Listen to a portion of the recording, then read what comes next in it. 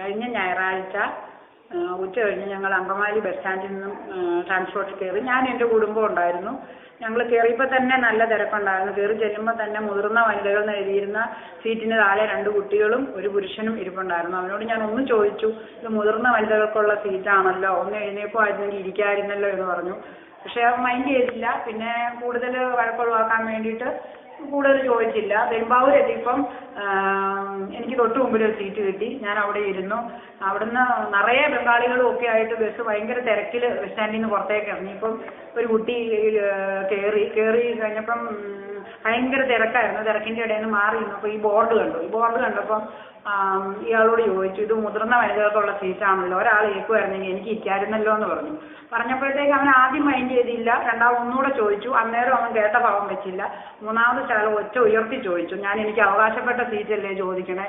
അപ്പോൾ ഞാൻ എന്താണെന്ന് ചോദിച്ചപ്പോഴത്തേക്കും അവൻ ദേഷ്യം കൊണ്ട് അങ്ങോട്ട് ചാടി എഴുന്നേറ്റിട്ട് ഭയങ്കരമായിട്ട് അസഭ്യം പറഞ്ഞുകൊണ്ട്, നിന്നെ ഞാൻ ഇരുത്താടി എന്നുള്ള മട്ടിൽ ഒരു അസഭ്യം പറഞ്ഞുകൊണ്ട് അവൻ തൊട്ട് ഫ്രണ്ടിലെ സീറ്റിൽ അവൻ്റെ ഭാര്യ ഇരിപ്പുണ്ടായിരുന്നു. ആ ഭാര്യ അവൻ വിളിച്ചെഴുന്നേപ്പിച്ച് അവൻ ഏറ്റിട്ട് അവിടെ ഇരുത്തിയിട്ട് വൈഫ് എഴുന്നേറ്റ സ്ഥാനത്തേക്ക് ഈ കുട്ടി ഇരിക്കാനായിട്ട് ചെന്നപ്പം അവൻ കൈ വെച്ച് തടഞ്ഞുകൊണ്ട് വേറൊരു കുട്ടിയെ കയറ്റി അവിടെ ഇരുത്തി. ഇവിടെ നിന്നെ ഞാൻ ഇരുത്തൂല്ലടി, നീ ഇരിക്കണേ, എനിക്കൊന്ന് കാണണം എന്നൊക്കെ പറഞ്ഞ് ഇവൻ ഭയങ്കരമായിട്ട് അസഭ്യ വാക്കുകൾ ഉപയോഗിച്ചുകൊണ്ട് അവളെ വെല്ലുവിളിച്ചപ്പോൾ അവളും, ഞാനൊരു വക്കീലാണ്, ഞാൻ ഇതിനെതിരെ പ്രതികരിക്കും, ഞാൻ പോലീസ് സ്റ്റേഷനിൽ പോകും, ഞാൻ കേസ് കൊടുക്കും എന്നൊക്കെ പറഞ്ഞപ്പോഴത്തേക്കും അയാളും എന്നാൽ നീ കേസ് കൊടുക്കടി എന്നുള്ള മട്ടിൽ അയാളുടെ ഭാര്യയെ വിളിച്ചേച്ച് പറഞ്ഞു, അടിക്കടി ഇവളെന്ന് പറഞ്ഞു. ആ ബസ്സിലുള്ള മുഴുവൻ ആൾക്കാരും കേട്ടു അവൻ പറയുന്നത് അടിക്കടി ഇവളെന്ന്. അത് ആ പറഞ്ഞ നിമിഷം തന്നെ ആ ഭാര്യ ചാടി എഴുന്നേറ്റെന്നുകൊണ്ട് തന്നെ അവളുടെ കർണത്തിൻ്റെ അടിച്ചു കഴിഞ്ഞാൽ ഞാൻ എൻ്റെ കൺമുമ്പിൽ കണ്ട സംഭവമാണ്.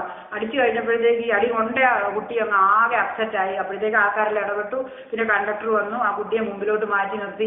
അതാകെ വിഷമിച്ച് മുമ്പിൽ പോയി നിന്നു കഴിഞ്ഞിട്ട് ഇവൻ ഓരോ അസഭ്യങ്ങളും ചീത്തവാക്കുകൾ, കള്ളു കുടിച്ചിട്ടാണോ കയറിയത്, അങ്ങനെയാണ് ഇങ്ങനെയാണോ, ഓരോ പെണ്ണുങ്ങൾ കയറിക്കോളും, തൻ്റെ അടികൾ അത് ഇതെന്നൊക്കെ പറഞ്ഞ് ഒരു പെമ്പൊച്ച അതിൻ്റെ അവകാശം ചോദിച്ചതിന് പകരമായിട്ട് അതിന് ആ ബസ്സിൽ നിന്നുള്ള പീഡനങ്ങൾ മുഴുവൻ ഏൽക്കേണ്ടി വന്നു. അവൻ്റെ കൂടെ കൂടാൻ കുറച്ച് പേര്.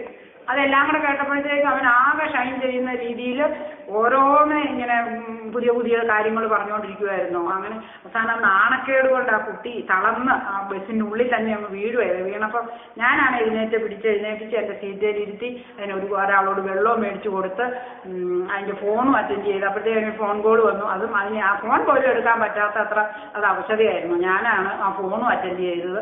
മൂവാറ്റുപുഴ വരെ ഞങ്ങൾ അതിനെ കൊണ്ടുവന്നു. മൂവാറ്റുപുഴ വന്നപ്പോൾ അത് ഇറങ്ങി പോവായിരുന്നു. ബസ്സിനകത്ത് വേറെ യാതൊരു സംഭവങ്ങളും ആരും, പെണ്ണുങ്ങളൊക്കെ ഇത്രയും പേരുണ്ടായിട്ട് ഞാൻ ഉൾപ്പെടെ ആരും അതിൻ്റെ ഭാഗം പറയുകയോ ഒന്നും ചെയ്തില്ല. കണ്ടക്ടറോട് ചോദിച്ചപ്പോഴും കണ്ടക്ടർ പറയണം എല്ലാവരുടെയും കാര്യങ്ങൾ നോക്കാൻ എനിക്ക് പറ്റുമോ എന്നുള്ള രീതിയിൽ കണ്ടക്ടറും സംസാരിച്ചു. ഒരു പെൺകുട്ടിയെ തേജോവധം ചെയ്യാവുന്നതിൻ്റെ അപ്പുറം ആ പെൺകുട്ടിയെ അയാൾ തേജോവധം ചെയ്തു. ഇതാണ് സത്യം. ഇനി കാര്യങ്ങൾ എങ്ങനെയൊക്കെ മാറ്റി മറിച്ച് പറഞ്ഞാലും ഇത് തന്നെയാണ് ബസ്സിനുള്ളിൽ സംഭവിച്ചത്. അന്നെന്താ പോലീസിൽ പരാതി ആയിട്ട് പോവാത്തതും മൊഴി കൊടുക്കാത്തതൊക്കെ? അന്ന് എൻ്റെ മനസ്സിലുണ്ടായിരുന്നു മൊഴി കൊടുക്കും. അപ്പം ഞാൻ മാത്രമല്ല, എൻ്റെ കുടുംബമുണ്ട്, കുട്ടികളുണ്ട്, ഭർത്താവുണ്ട്. പിന്നെ എല്ലാവരും കൂടി ആകുമ്പോഴത്തേക്കും പോലീസ് സ്റ്റേഷനിൽ പോയി ഇരിക്കേണ്ടി വരുമോ അങ്ങനെയൊക്കെയുള്ള ഒരു ഭീതി കൊണ്ടും കൂടെയാണ് പയ്യെ ഞാൻ ഉൾവലിഞ്ഞ് നിന്നത്. പക്ഷേ എന്നാൽ പോലും ഞാൻ ഒരു സമയത്ത് പ്രതികരിച്ചു. കാരണം ആ കുട്ടി തലകറങ്ങി വീണപ്പോൾ എല്ലാവരും പറഞ്ഞു അവളുടെ അഭിനയമാണ്, അവളുടെ ആൾക്കാരെ കാണാറായപ്പോഴത്തേക്ക് അഭിനയിക്കും അങ്ങനെ. അപ്പം ഞാൻ പ്രതികരിച്ചു. ഞാൻ പറഞ്ഞല്ല, എല്ലാവരും കൂടി ഒരു പെൺകൊച്ചിനെ ഹറാഷ് ചെയ്ത് ഈ പരുവത്തിലാക്കി, ഇത് നമ്മുടെ നാടിൻ്റെ കുഴപ്പമാണ്, എന്നിട്ട് ഇനി അഭിനയിക്കുവാന്നും കൂടെ പറഞ്ഞു. ഒറ്റണം മിണ്ടരുതെന്ന് ഞാൻ പറഞ്ഞു. പിന്നെ ആരും മിണ്ടിയില്ല.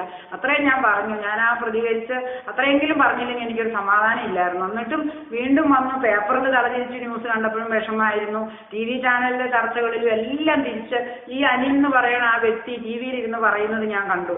അവൻ എത്രയോ സൗമ്യനായിട്ട് ഞാനൊന്നും അറിഞ്ഞില്ല എന്നുള്ള മട്ടിൽ അവനും ഭാര്യയും കൂടെ സംസാരിക്കണ കേട്ടപ്പോൾ ആ സമയത്ത് എനിക്ക് അവനോട് തോന്നിയ വൈരാഗ്യം, ആ സമയത്ത് ആ ബസ്സിൽ വെച്ച് എനിക്ക് അവനോട് തോന്നിയത് ആരെങ്കിലും ഇവനിട്ടൊന്ന് കൊടുത്തിരുന്നെങ്കിൽ, ഇത്രയൊക്കെ പറഞ്ഞിട്ട് ഈ ബസ്സിലുള്ള ആണുങ്ങൾ ആരും അവനെ ഒന്നും ചെയ്തില്ലല്ലോ എന്നുള്ള വിഷമമായിരുന്നു എനിക്ക് ആ TV-യിൽ.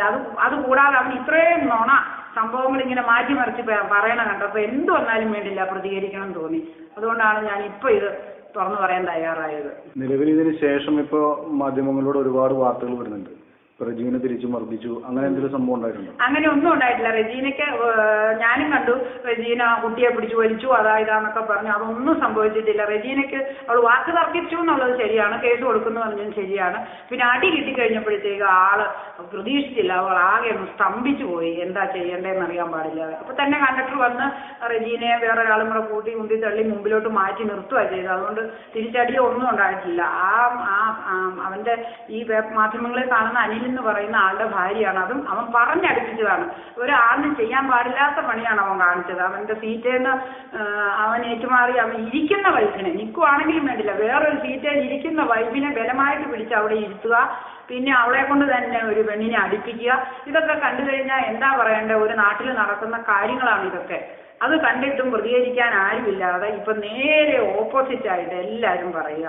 ഇത് സത്യത്തിന് നേരെ വിരുദ്ധമാണ്. ഇത് കണ്ടിട്ട് സഹിക്കാൻ പറ്റാത്തത് കൊണ്ടാണ് ഇപ്പോൾ ഇതിന് പ്രതികരിക്കാൻ ഞാൻ ഇറങ്ങിയത്.